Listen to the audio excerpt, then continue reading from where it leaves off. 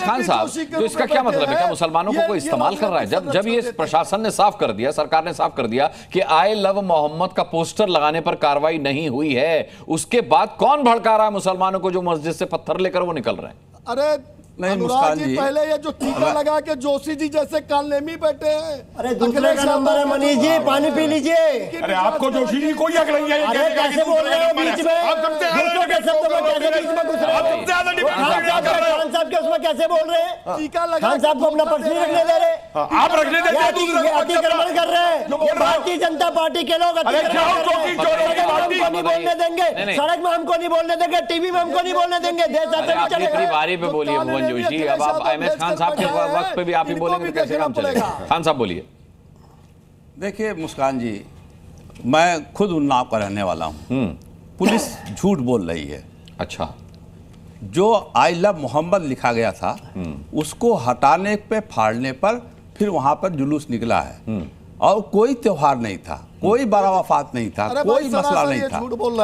अब पुलिस अपनी जान बचाने के लिए कह रही है, झूठ बोल रहे हैं। ये बड़ा मुश्किल है। पुलिस ने क्लेरिफाई कर दिया था, शुक्ला जी, गैर परंपरागत जुलूस था। देखिए मैं फिर समय नहीं दे पाऊंगा, मैं नहीं करता हूं, आप बोल दीजिए, आप नहीं कर पाऊंगा सभी के साथ ना। फिर मैं चाह रहा हूं सभी जो है बारी बारी से अपने। मैं झूठ आप भी बोलिए, क्या बात कर रहे हैं आप?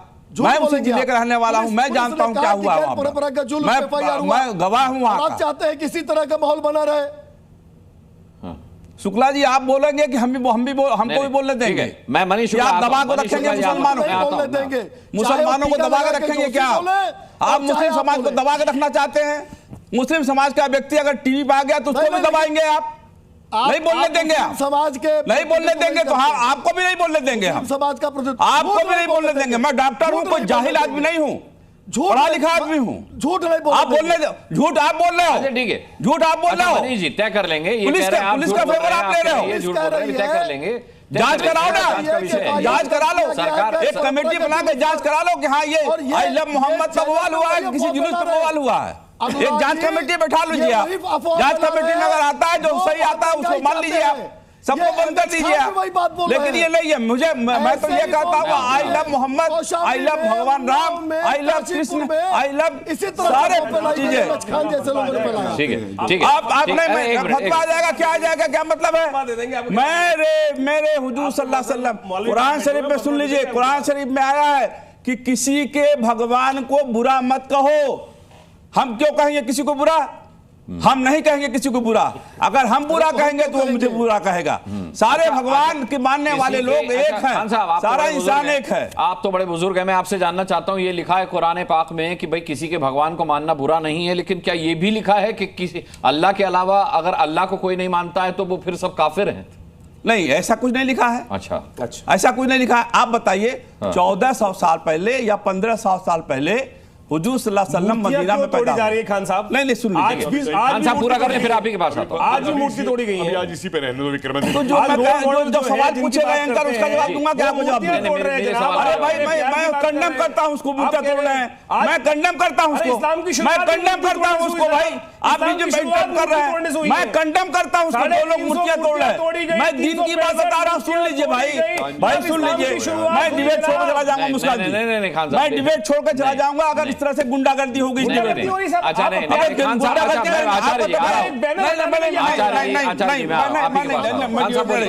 डिबेट छोड़ जा रहा हूँ। आप बोलिए। नहीं इसलिए यहाँ पर अतिक्रमण हो रहा है, गलत बात। माइक लगाइए। हकीकत बताना गुंडागर्दी नहीं है, माफ कीजिए आपने गलत शब्द इस्तेमाल किया। नहीं कोई शब्द, आप खुद ये कह रहे हैं कि आप मूर्ति तोड़ने का विरोध कर रहे हैं और फिर आप इस बात को गुंडागर्दी बता रहे हैं। एक संवैधानिक नागरिक